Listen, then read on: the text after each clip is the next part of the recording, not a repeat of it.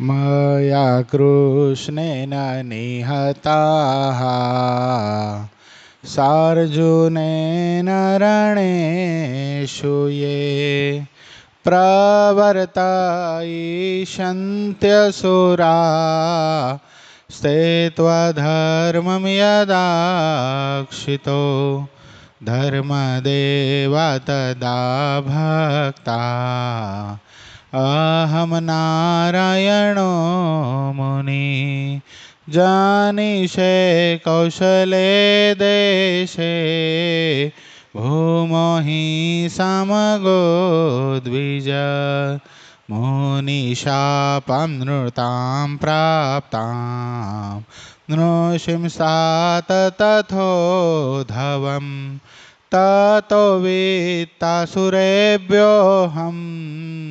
सधर्मं स्थापयन्नज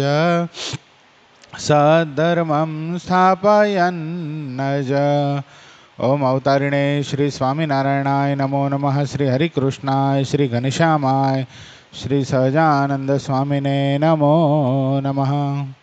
આપણા મંદિરમાં બિરાજી આપણને સૌ કોઈને અખંડ પોતાના દર્શનનું સુખ આપતા એવા આપણા સૌ કોઈના ઇષ્ટદેવ પ્રાણ પ્યારા મહાશ્રેયો મૂર્તિ સંકલ્પ સિદ્ધ શ્રી સ્વામિનારાયણ ભગવાન આપણા ઉપર જેમની અપાર કરુણા રેલી છે એવા આપણા સૌ કોઈના ગુરુશ્રી પ્રાતસ્મરણીય પરમ વંદનીય મહામુક્તરાજ પરમ પૂજ્યપાદ સદગુરુ સ્વામી નિત્ય સ્વરૂપદાસજી સ્વામી, આપણા મંદિરના મહંત સ્વામી પૂજ્યપાદ હરિચરણદાસજી સ્વામી, આપણા મંદિરના કોઠારી પૂજ્ય પાર્ષદવર્ય હરેશ ભગત, પૂજ્ય પરમસુખ સ્વામી, પૂજ્ય રામાનુજ સ્વામી, પૂજ્ય ધર્મજીવન સ્વામી, પૂજ્ય શાંત સ્વામી, પૂજ્ય દિવ્ય જીવન સ્વામી, પૂજ્ય વિદેહી ભગત આદિ તમામ સંતો પાર્ષદોના શ્રી ચરણોમાં માનસિક સાષ્ટાંગ દંડવત પ્રણામની સાથે વાલા વાલા બધા જ ભક્તો હૃદયપૂર્વક જય સ્વામિનારાયણ.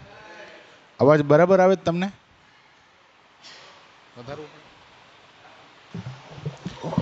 શું વાત આવી હતી છેલ્લે?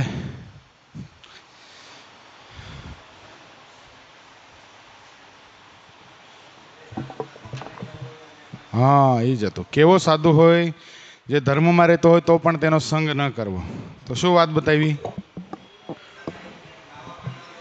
હા,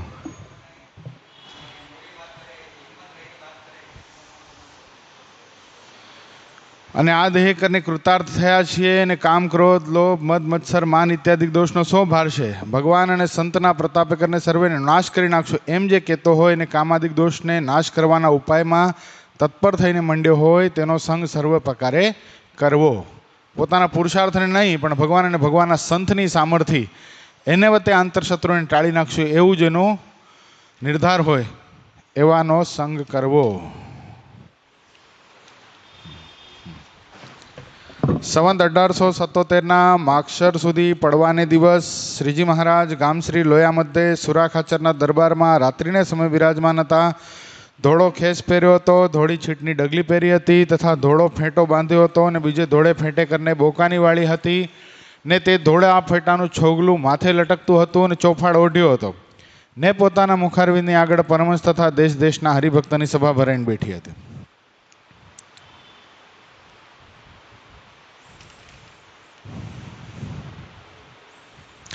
અને વળી શ્રીજી મહારાજે પ્રશ્ન પૂછ્યો છે, કેવો સાધુ હિંમત સહિત વાત કરતો હોય તો પણ તેનો ત્યાગ કરવો? આવી ગયું? હિંમત સહિત વાત કરતો હોય. હા હા હા, પુરુષ પ્રયત્ન, બરાબર. અને વળી શ્રીજી મહારાજે પ્રશ્ન પૂછ્યો છે, કેવો સાધુ હોય તેનો સંગ કરવો અને કેવાનું ન કરવો, આ બાકી છે.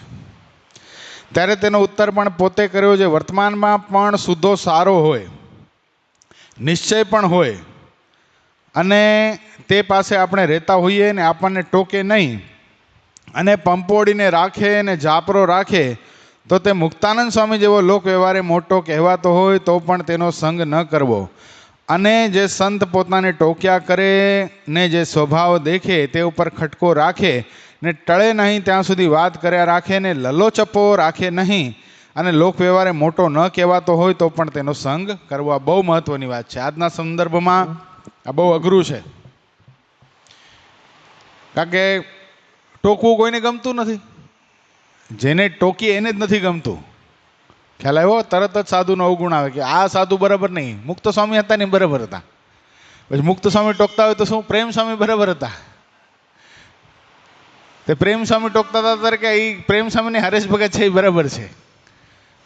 ખ્યાલ આવ્યો? એટલે આપણા જીવનની અંદર આપણને ટોકે છે શા માટે? એને આપણી પાસે કાંઈ લઈ લેવું છે? એને કાંઈ 1% સ્વાર્થ વગર જો આપણા હિતની વાત કરવા માટે આપણને ટોકતા હોય તો શું સમજવાનું? આ મારા આત્માના સગા છે, જન્મ જન્માંતરના હિતેજુ છે, જેના માટે આપણને ટોકે છે. ને આપણો સ્વભાવ એવો થાય કે આ જન્મ આપણો છેલ્લો જન્મ થઈ જાય. તો મહારાજ કે ટોકે કદાચ લોક વ્યવહાર મોટો ન હોય તો પણ એનો સંગ કરવો, અને જે ટોકતો ન હોય કેવો હોય? મુક્તાનંદ સ્વામી જેવો લોક વ્યવહાર મોટો હોય તો પણ તેનો સંગ ન કરવો. એટલી બધી વાત બતાવી દીધી. આમાં કંઈ વિશેષ તો કહેવાનું છે નહીં.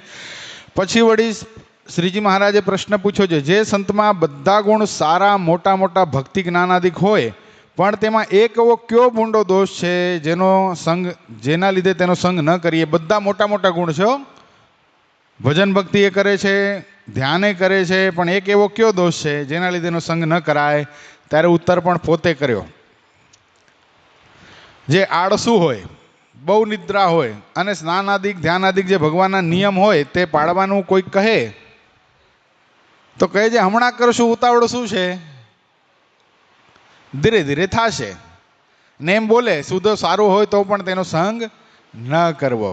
જો આમાં એક વસ્તુ, આ તો ભગવાનના સાધુ એના જીવનમાં આટલું બધું તમને જોવા ન જ મળે, અને કદાચ જોવા મળે તો એ આ મંડળમાં ન હોય, આવા સારા મંડળમાં. ખ્યાલ આવ્યો? એટલે આપણા સંતોની આ વાત જ નથી. પણ આ હરિભગત ઉપર આપણે એક જોઈએ ને તો જોજો, ઘણી વાર કોકને ઉઠાડીએ ને તો કે 5 મિનિટ સુવા દો. આ બધાની જનરલ ટેન્ડન્સી હશે. તો એ 5 મિનિટ સુવાથી શું થઈ જતું હશે એ મને ખબર નહીં પડતી, શું પ્રાપ્ત થઈ જતું હશે એમ. પણ એ 5 મિનિટ શું આમ બ્રહ્માંડનું રાજ્ય ન મળી ગયું એટલી મોતથી શું એ બોલો. પછી 5 મિનિટ રહીને ઉઠાડીએ ને કે હજી 5 મિનિટ સુવા દો. એ 5 મિનિટ કોઈની કોઈ દી પૂરી નથી થઈ અને થવાની નથી. એટલે શું થાય? જો કે આમાં તમે બધા તો વહેલા જાગો છો, તમને કહીને શું મતલબ? જેને કહેવાનું છે એ તો કોઈ આવ્યા નથી. ખ્યાલ આવ્યો? એટલે એ 5 મિનિટ કોઈ દી પૂરી થતી નથી. કોઈક ઉઠાડે તો શું કરવાનું? તરત ઉઠીને હાલતા થવાનું. ઘડીક જે ધ્યાન ભજન આપણે કરતા હોઈએ 2-3 મિનિટ, જે 2 મિનિટ પલંગમાં બેસીને પરમાત્માને સંભાળતા હોય એ વાત અલગ છે, પણ તરત જ બાથરૂમમાં ઘૂસી જવું. સ્નાન કરીને પૂજામાં બેસીને જેટલી વાર ભગવાનની સાથે વાત કરવી હોય, જેટલી વાર મોજ માણવી હોય, ક્યાં કરાય? એ પૂજામાં બેસીને કરાય. એટલે મહારાજ કે આળસુ વ્યક્તિનો સંગ ન કરવો. ખ્યાલ આવ્યો? નાવાની વાત કરી કે ઠીક છે, ઘણી વાર ખબર નાયા વગર ઘણા લોકો ગપ્પા મારતા હોય. અમે હમણાં ટેન્ટમાં હતા ને તે અલગ પ્રકારના નમૂનાઓ આમાં મળે. વાતો એટલી કરે, નાયા વગર વાતો ચાલુ હોય બોલીને. પછી કે નાવા તો જાઓ, એ કે ઠીક છે આજે ક્યાં કાંઈ છે સવારના. કારણ કે આમાં કેવું હતું, બપોર પછી રાતનું સેશન હતું અને સવારના દર્શન માટે જવાની છૂટી હતી. તો હવે પછી દર્શન 1 દી જાય, 2 દી જાય, પછી કેટલાક જાય? પછી શું કરવાનું? તે મોડા જાગે ને પછી નાયા વગર ગપ્પા મારતા હોય બોલો ટેન્ટની અંદર. એ શું છે? એ આળસ છે. એટલે મહારાજ કે એવાનો સંગ ન કરવો. આપણને ઉતાવળ રખાવે અને આપણને આપણી દેહ ક્રિયામાં ફટાફટ કરાવે એનો સંગ કરવો. અને વળી શ્રીજી મહારાજે પ્રશ્ન પૂછ્યો છે, સુધી સારી વાત કરતો હોય પણ તેની વાત ન સાંભળી એવો એની વાણીમાં શો દોષ છે? બહુ સારી વાતો કરતો હોય, ભગવાનની, ભગવાનના સંતની, સંપ્રદાયની, 6 અંગની, તો એવી કઈ વાત છે? એની વાણીમાં શો દોષ છે? એનો ઉત્તર પણ પોતે કર્યો છે. વાત કરવામાં પોતાના વિશે જે ભક્તિ, જ્ઞાન, વૈરાગ્ય, ભક્ત ધર્મ, તેની જે અહંકાર કરીને પોતાની સરસાઈ દેખાડે અને બીજા સંતમાં જે જ્ઞાન, ભક્તિ આદિક જે ગુણ તેની કંઈક ન્યૂનતા દેખાડે, એવો જ એની વાણીમાં દોષ હોય તેની વાત ન સાંભળવી. વાત કરતાં કરતાં એની વાણીમાં એક એવું ડાપણ છે. શું છે? એ આમ ખબર પડવા દે નહીં, પણ શું કરે? બીજાને ન્યૂન દેખાડીને હું કાંઈક શ્રેષ્ઠ છું બધા કરતાં, આટલુંક મને વધારે આવડે છે બધા કરતાં. આ જે સરસાઈ છે ને એ મહારાજ કંઈ ગમતી નથી. આ ક્યારેક આપણને પાડે પણ ખરો ને પોતે પણ પડે. એટલે મહારાજ કે એવાનો પણ સંગ કરવો નહીં. અને વળી શ્રીજી મહારાજે પ્રશ્ન પૂછ્યો છે, જેની વાણીમાં તો કુત્સિતપણું હોય તો પણ તે વાણી અમૃતના પેઠે પાન કરવી એવી કઈ વાણી છે? કુત્સિતપણું એટલે શું? ખંડન, નકારાત્મકતા, નેગેટિવિટી છે એવી એની વાણી છે, તો પણ એની વાણી અમૃતના પેઠે પાન કરવી એવી એની કઈ વાણી છે? આપણે ઘણીવાર શું કહીએ કે નકારાત્મકતા ન જોવી, ગુણ જ જોવા. પણ અવગુણને ટાળવા માટે નકારાત્મકતા વાત કરવી પણ પડે ને. કામ, ક્રોધ, લોભ આદિક અંતરશત્રુનું ખંડન કરવું પણ પડે. નકા તો નિષ્કુળાનંદ સ્વામીની વાતો વંચાય જ નહીં. સાર સિદ્ધિ, કેવી વાતો છે. વચન વિધિ, એ તો કેવી વાતો છે. પછી તેનો ઉત્તર કર્યો છે, જે સંત વાત કરે ત્યારે પોતાના સંબંધી, મા બાપ, બેન ભાઈ તથા પોતાની જાતિ તેનું કુત્સિત કરીને શબ્દે કરીને નિંદા કરતો હોય તો તેની વાણી સારી જાણવી. શા સારું છે? તે વાણી જે સાંભળે તેને તે સંતની કોરનો એમ ગુણ આવે છે, આ સંત તો કોઈ રીતે પોતાના દેહના સંબંધી આદિકમાં હેત નથી રાખતા, માટે તે વાણીને અમૃતની પેઠે પાન કરવી. શું વાત બતાવી? કે પોતાના દેહના સંબંધીની નિંદા કરતો હોય તો જો ઘણા ન કે ઓલું રોજ રોજ શું 19મું વચનામૃત વાંચવું, આ સંતોનો નિયમ છે, ખ્યાલ હોય તો, કે અંત્યનું 19મું રોજ વાંચે અને બધાને મોઢે જ હોય. જોજો લગભગ મોઢે હોય. એનું કારણ શું? કે રોજ વાંચે. તો ઘણા કહે ને કે અમે તો ક્યાં યાદ કરીએ છીએ અમારા દેહના સગા સંબંધીને, તમે રોજ કરો છો. એ કે દેહના સંબંધી 84 લાખ જાત જેવા છે, દેહના સંબંધી 84 લાખ જાત જેવા છે. તો પછી તો એ દેહના સંબંધી યાદ નથી આવતા? યાદ કદાચ આવતા પણ હોય, પણ કેવા લાગે છે? એ 84 લાખ જાત જેવા લાગે છે. જ્યારે તું યાદ નથી કરતો, ક્યારેક જ યાદ આવે છે, ત્યારે તને યાદ આવી જાય છે કે ભાભી આવા ગરમ ગરમ રોટલી બનાવીને જમાડતી, એવી ભાભી જેવી રોટલી હજી સુધી ખાધી નથી, 15 વર્ષથી ત્યાગ આશ્રમમાં છું. એટલે શું થઈ ગયું? એને કોક દી ભાભી પાસે જવું પડશે રોટલી ખાવા. ખ્યાલ આવ્યો? એટલે અહીંયા મહારાજ બતાવે છે કે આવી જે વાણી હોય, શું કામ અમૃતની પેટે પાન કરવો એનો?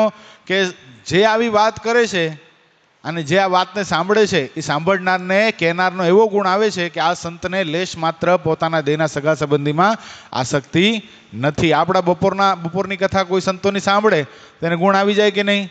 આ કેવા સાધુ છે, વિચાર કરો. ધર્મામૃત વાંચે છે, ઉપવાસની વાતો વાંચે છે, ગોપાળાનંદ સ્વામી, ગુણાતીતાનંદ સ્વામીની વાત વાંચે છે, 19મું વચનામૃત વાંચે છે. આ બધું શું છે? નિયમ ધર્મમાં રહેવાનું અને વિષયના ખંડનની વાતો છે. એટલે આ નકારાત્મક નેગેટિવ વાત જ થઈ કે ન થઈ? કયા સંદર્ભમાં નેગેટિવ થઈ? દેહના સગા સંબંધી અને અંતરશત્રુ ટાળવા માટે નકારાત્મક વાતો છે, બાકી તો સંજીવની સમાન છે. અને વળી શ્રીજી મહારાજે પ્રશ્ન પૂછ્યો છે, કે ઠેકાણે માન રાખવું ને કે ઠેકાણે ન રાખવું? પછી એનો ઉત્તર પણ પોતે કર્યો છે. ભગવાનનો દ્રઢ આશ્રિત હોય અને જેવો તેવો ગરીબ હરિભક્ત હોય તો પણ તેની આગળ માન ન રાખવું. ક્યાં નહીં રાખવાનું?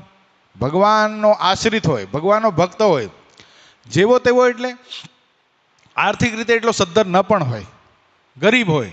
અહીંયા બે રીતે ગરીબ થાય હો. સ્વભાવે કરીને પણ ગરીબ હોય અને આર્થિક સ્થિતિએ પણ ગરીબ હોય. એની આગળ માન ન રાખવું, એની આગળ તો નમી દેવું, હાથ જોડ દેવા.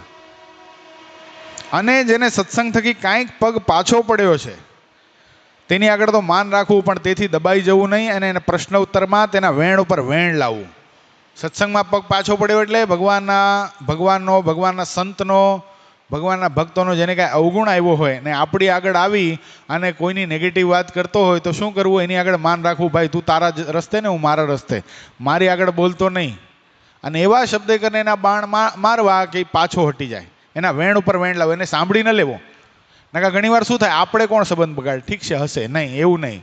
પક્ષ તો રાખવો જ ત્યાં મંદિરનો, ભગવાનનો, ભગવાનના સંતનો, ભગવાનના ભક્તોનો પક્ષ ન રાખી શકાય તો સમજવું આપણે મોહબ્બતમાં લેવાના. અને શું થશે ખબર છે?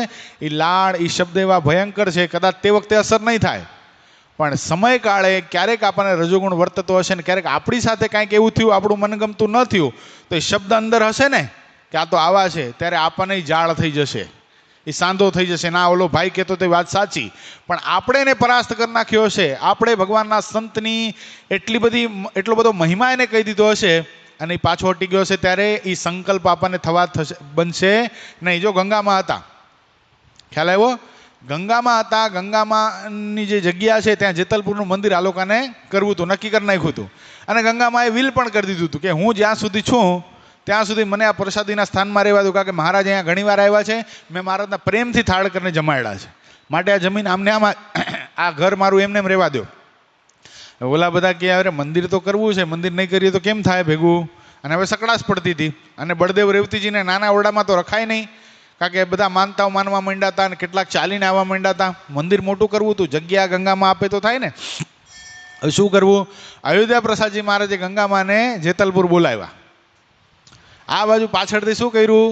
હરિભક્તોએ ઘર પાડી નાખ્યું. ઓલા પાછા આવ્યા, જોયું તો મેદાન થઈ ગયું હતું. પાયા ખોદવા માંડ્યા હતા આ લોકો, કારણ કે ઉતાવળ હતી બધી.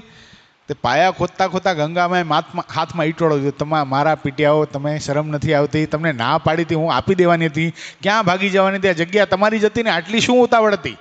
આમ જ્યાં ગંગામાં સંતોને હરિભક્તોને ખીજાતા હતા ત્યાં એક બાવો નીકળ્યો.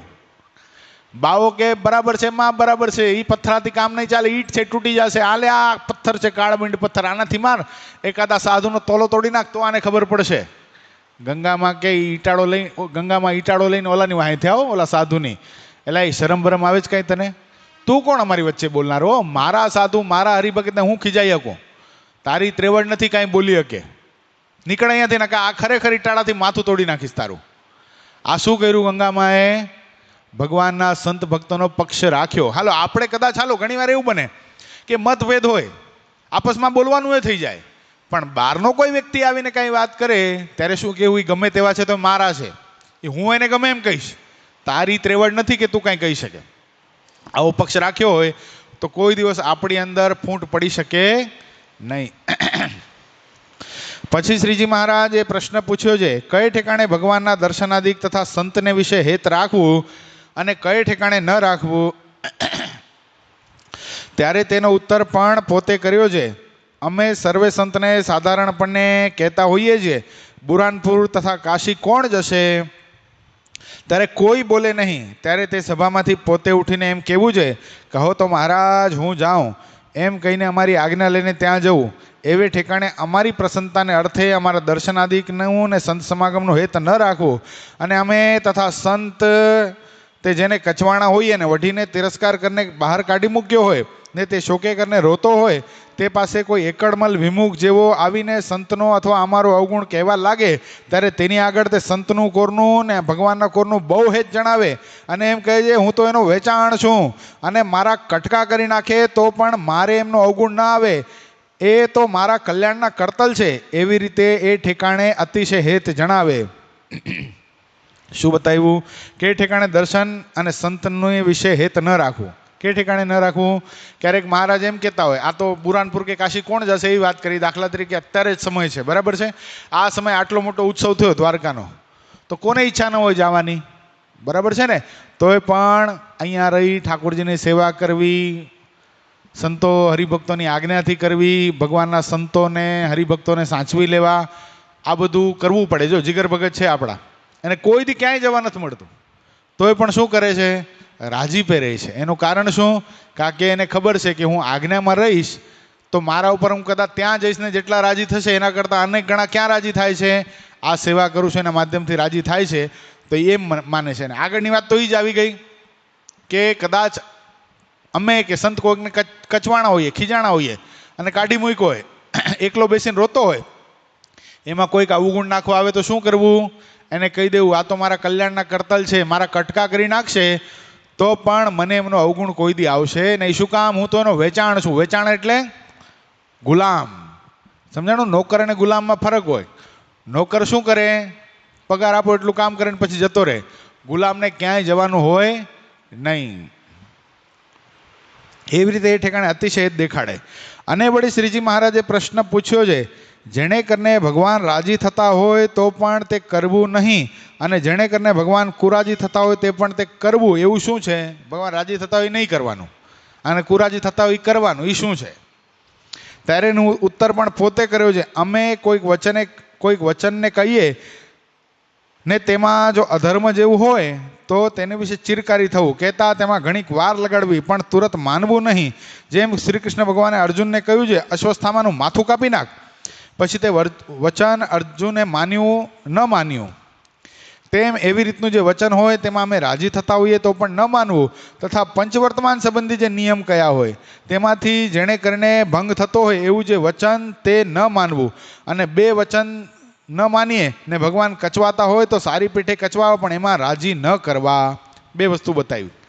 અધર્મ જેવું વચન હોય, દાખલા તરીકે દાદા ખાચરના દરબારમાંથી એક ડોશીમાએ ચોરી કરી.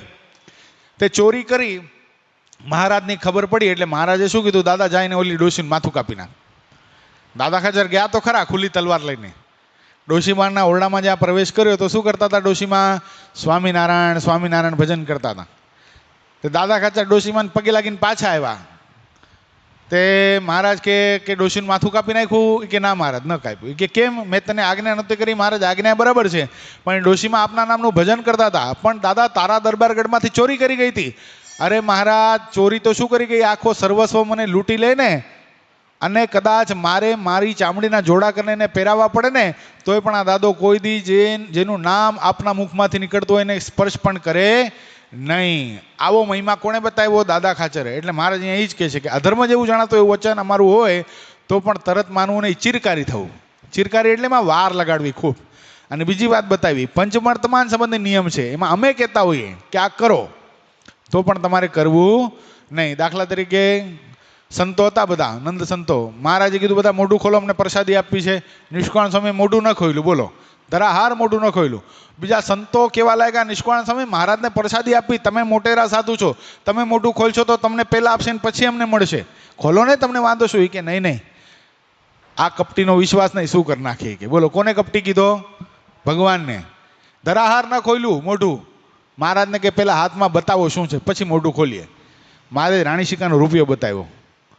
મહારાજને કે નિષ્કુળાનંદ સ્વામી જોયું કે આ રૂપિયા ઉપર તમે અમને બધાને જાડે ફેરવ્યા હતા, વિષ્ટા, હવે વિષ્ટાને અમારા મોઢામાં ગાલી દેવી હતી ને. આ શું છે? પંચવર્તમાનનો ભંગ થતો હતો તો ભગવાનની આજ્ઞા હતી તો પણ કર્યું નહીં. એટલે મહારાજ બહુ રાજી થયા. મહારાજ કે કચવાવા દેવા અમને સારી પેઠે, પણ એમાં માનવું નહીં અને તેમાં રાજી પણ ન કરવા. અને વળી મહારાજે પ્રશ્ન પૂછ્યો છે, ભગવાનનું ધ્યાન કરતે થકે મનને વિશે અનેક પ્રકારના ભૂંડા ઘાટના તરંગ ઉઠવા માંડે. બહુ મહત્વનું છે આ પ્રશ્ન, સમજો પાછો. ઘણીવાર આપણે આની ચર્ચા કરી છે પણ તોય બહુ મહત્વનો પ્રશ્ન, વેરી ઇમ્પોર્ટન્ટ. ભગવાનનું ધ્યાન કરતે થકે મનને વિશે અનેક પ્રકારના ભૂંડા ઘાટ તરંગો ઉઠવા માંડે. જેમ સમુદ્રમાં મોટા મોટા તરંગ ઉઠે તેમ ભૂંડા ઘાટ ઉઠવા લાગે, ત્યારે તે ઘાટને કેમ ટાળવા? પછી તેનો ઉત્તર પણ પોતે કર્યો છે. જ્યારે એવા ભૂંડા ઘાટ થવા માંડે ત્યારે ધ્યાનને પડ્યું મૂકીને જીભે કરીને ઉચ્ચ સ્વરે નિર્લજ થઈને તાળી વગાડીને સ્વામિનારાયણ સ્વામિનારાયણ ભજન કરવું અને હે દીનબંધુ, હે દયા સિંધુ એવી રીતે ભગવાનની પ્રાર્થના કરવી. તથા ભગવાનના સંત જે મુક્તાનંદ સ્વામી જેવા મોટા હોય તેના નામ લઈને તેની પ્રાર્થના કરવી તો ઘાટ સર્વે ટળી જાય ને નિરાશ થાય. પણ એ વિના બીજો એવો ઘાટ ટાળ્યાનો ઉપાય નથી. ખ્યાલ આવ્યો?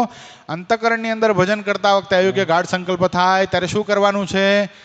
બધું પડ્યું મૂકીને નિર્લજ થઈ ઊંચા સ્વરે તાળી વગાડીને સ્વામિનારાયણ સ્વામિનારાયણ નામનું ભજન કરવાનું. અને બીજું શું બતાવ્યું? મુક્તાનંદ સ્વામી જેવા સાધુ. શું શબ્દ શું વાપરો? મુક્તાનંદ સ્વામી નહીં, જેવા, એટલે યાવતચંદ્ર દિવા કરો, આવા સાધુ થતા જ રહેશે આ સંપ્રદાયની અંદર. મેં આ પ્રશ્ન ગુરુશ્રીને પૂછેલો કે અમે તો મુક્તાનંદ સ્વામીને જોયા નથી, તમે કોને યાદ કરવાના? તો ગુરુશ્રી કે તમને જેવા સાધુ લાગતા હોય એને યાદ કરો. પછી ગુરુશ્રી આગળ વાત કરી, આ એક્સ્ટ્રા સામર્થ્ય પૂજ્યપાદ ગુરુશ્રીની. આજથી 15 વર્ષ પહેલા યેહુરમાં શિબિર થયેલી ત્યારે આ પ્રશ્ન પૂછેલો. ગુરુશ્રી કે તમને એવું લાગતું હશે કે અમે ગુરુને યાદ કરીએ, સમજો હવે, અમે ગુરુને યાદ કરીએ, ગુરુશ્રી મુક્તાનંદ સ્વામી જેવા સાધુ છે ને એમાં અંતઃકરણમાં શાંતિ થઈ જશે. એ વાત તો કદાચ બને પણ ખરી, પણ તમે અમારા મંડળના નાનામાં નાના પાર્ષદને યાદ કરશો ને તો પણ એ વાત બનશે. હજી આગળ સમજો કે મારે તો એવી ઈચ્છા છે કે તમને બધાને એવા એકાંતિક કરવા છે, તમને બધાને કોઈ યાદ કરે ને, તમને બધાને અયોગ્ય ગાઢ સંકલ્પ થાય કોઈને ને તમને બધાને કોઈ યાદ કરે અને તમારું નામ લઈને એમ કે હે ભગત મારી રક્ષા કરો, તો તમારા દર્શન કોઈના અંતઃકરણની અંદર થાય તો એના અયોગ્ય ગાઢ સંકલ્પ ટળી જાય. મારે તમને બધાને ત્યાં સુધી પહોંચાડવા છે. વિચાર કરો, આજથી 15 વર્ષ પહેલાનું આ વિઝન હતું પૂજ્યપાદ ગુરુશ્રીનું, અને આજે થઈ ગયું છે એવું નથી. આજે તમે એવા હરિભક્તો મહાન એવા બની ગયા છે જેને ખાલી અંતઃકરણની અંદર યાદ કરો ને તો આપણા અંતઃકરણ એટલા બધા શાંત થઈ જાય અને ભગવાનની મૂર્તિ ફરીવાર પ્રસ્થાપિત થઈ જાય. એટલે આ વચનામૃતની અંદર, છઠ્ઠા વચનામૃતની અંદર આ બહુ મહત્વનો પ્રશ્ન છે. પ્રગટની વાત બતાવે એવો આ વસ્તુ છે. કે શું કામ અહીં શબ્દ વાપરો? જેવા. એટલે જેવા તો હંમેશા થતા જ રહે. અને વળી શ્રીજી મહારાજે પ્રશ્ન પૂછ્યો છે, આ સત્સંગમાં જે અતિ મોટો ગુણ જણાતો હોય ને તે ગુણનો સર્વે વખાણ કરતા હોય તો પણ તે ગુણ ત્યાગ કરવા યોગ્ય છે એવો કયો ગુણ છે? બધા વખાણ કરતા હોય, આપણામાં એવો કોઈ ગુણ હોય જે ગુણનો આખો સત્સંગ સમાજ વખાણ કરતો હોય તો પણ એનો ત્યાગ કરી દેવો. બોલો હવે શું હશે? અને એવો દોષ કયો છે જે ગ્રહણ કરવા યોગ્ય છે? એ કયો દોષ છે? ત્યારે તેનો ઉત્તર પણ પોતે કર્યો છે. મુક્તાનંદ સ્વામી જેવા હોય ને સર્વથી સરસ વર્તમાન પાડતા હોય ને તેણે કરીને બીજા સંતને ઉદ્વેગ થતો હોય કેમ છે? એમની બરોબર વર્તાય નહીં તે સારું. તે ગુણ યદ્યપિ મોટો હોય તો પણ તેનો ત્યાગ કરીને સર્વે સંતની બરોબર વર્તવું અને બરોબર વર્તવારૂપ જે દોષ છે તો પણ તેનું ગ્રહણ કરવું. ઘણીવાર એવું બને કોઈક બહુ શ્રેષ્ઠ વર્તતા હોય, અતિશય શ્રેષ્ઠ વર્તતા હોય, જેથી બીજા લોકો એની બરોબર વર્તી શકે નહીં. ત્યારે શું કરવાનું? થોડુંક લિમિટમાં આવી જવાનું. હવે દાખલા તરીકે કમલેશભાઈ છે, એ 2:30 વાગે જાગે. કેપેસિટીની બહારની વાત છે કે નહીં? એ ગુણ છે કે નહીં એનો?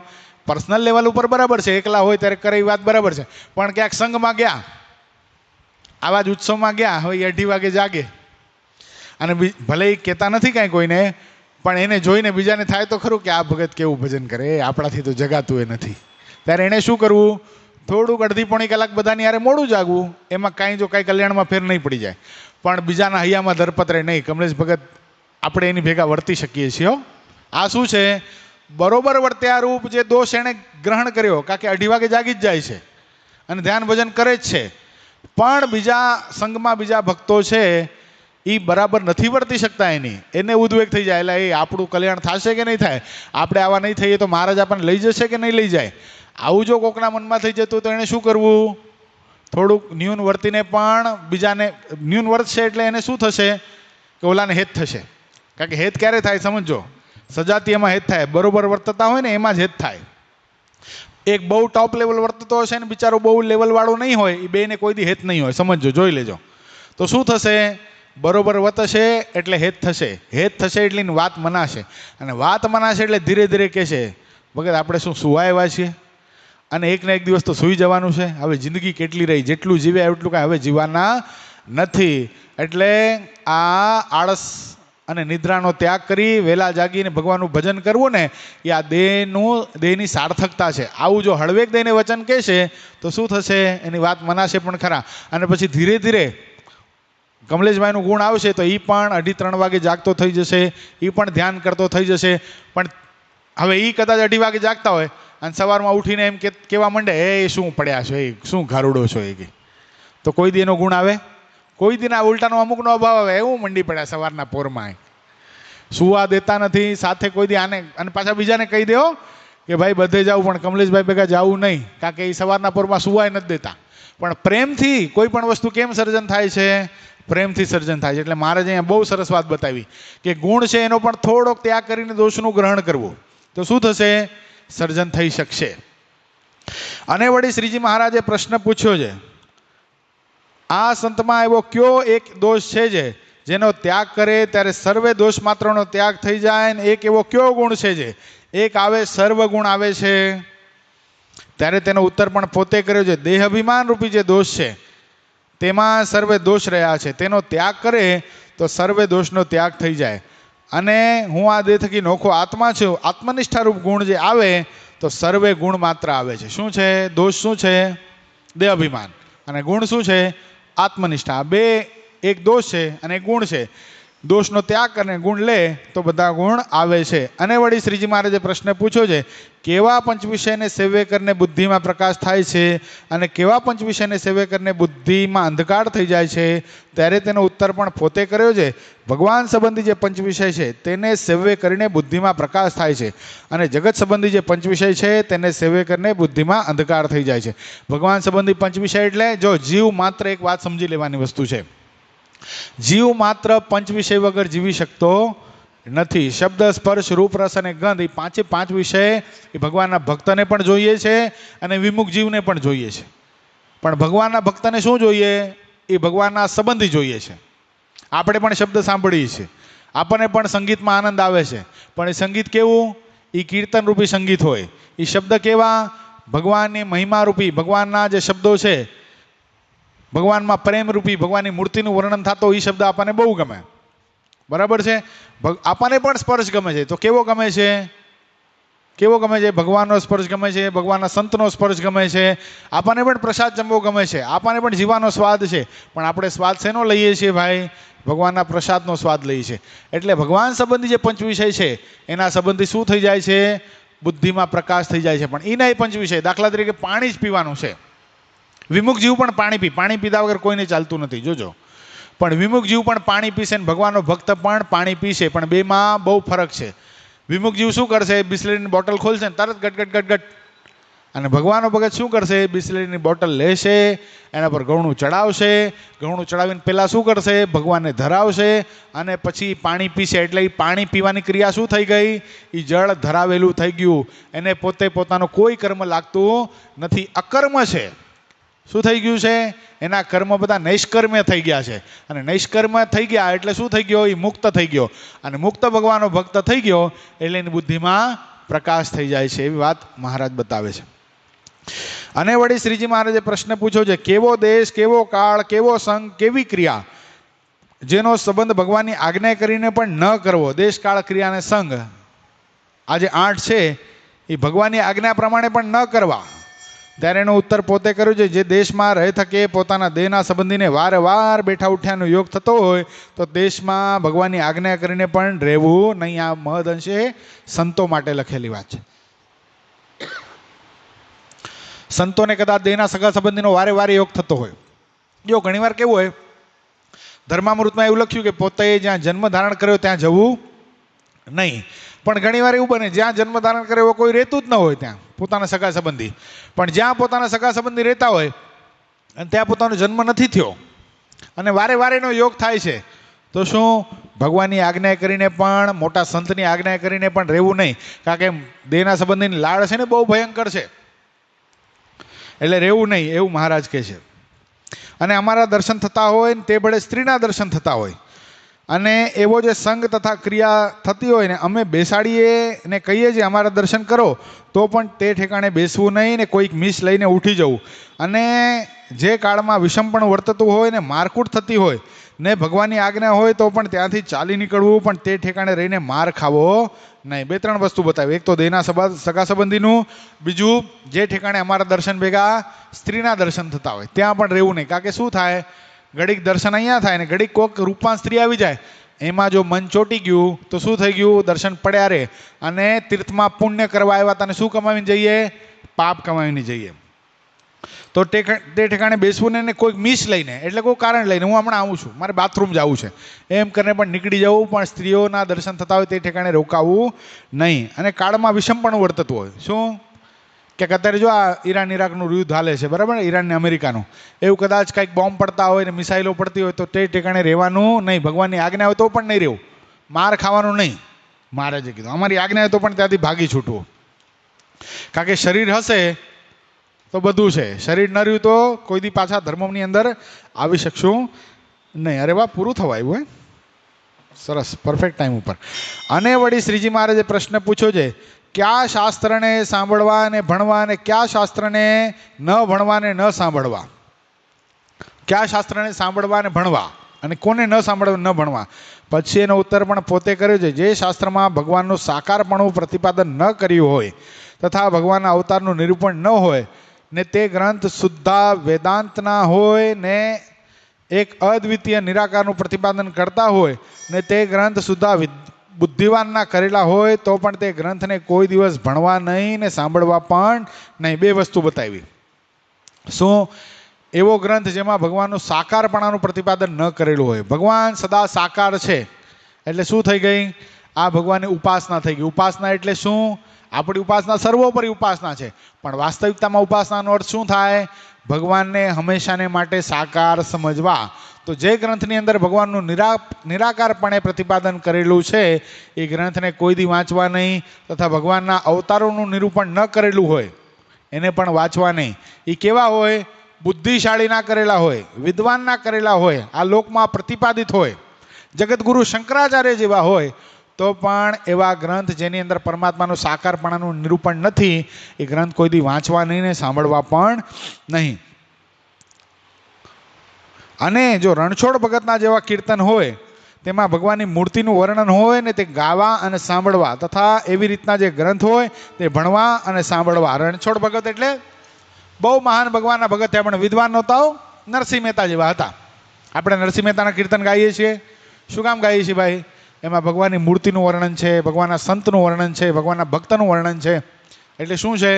કદાચ વિદ્વાન ન હોય તો પણ ભગવાન પ્રત્યેની ભક્તિ છે, ભગવાનને સદા સાકાર સમજે છે, ભગવાનના અવતારોનું નિરૂપણ એની કીર્તન ભક્તિની અંદર થાય છે.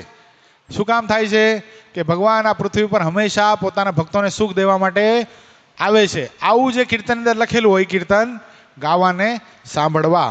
ઇતિ વચનામૃતમ લોયાનું છઠ્ઠું જે તે પૂર્ણ થયું. સહજાનંદ સ્વામી મહારાજની જય. આવતીકાલથી ક્યુ લેવાનું વચનામૃત હવે અંત્યનું 32મું લેવાનું છે. 31મું પૂરું થયું અને 32મું આવ્યા. એ શબ્દોની સાથે અત્યારે કથાને વિરામ. સહજાનંદ સ્વામી મહારાજની જય. 8 વાગ્યા એટલે સંતો અત્યારે ઉતરી ગયા છે. બોમ્બે સેન્ટ્રલ આવી જશે હમણાં 9:30-10 વાગે આવી જશે એટલે દર્શન આપવાને સૌ કોઈને થશે. અને પૂજ્યપાદ ગુરુશ્રી આજે રાત્રે પધારશે એટલે આવતીકાલથી બધા જ ભક્તો ઘર સભાનો લાભ લેવા માટે ખાસ પધારજો. 24, 25 અને 26 3 દિવસની ઘર સભા ડુંબલીના આંગણે પૂજ્યપાદ ગુરુશ્રી આપણને લાભ આપશે. છેક દ્વારકા મહોત્સવ પૂરો કરીને સૌથી પહેલો લાભ આપણને પ્રાપ્ત થવાનો છે.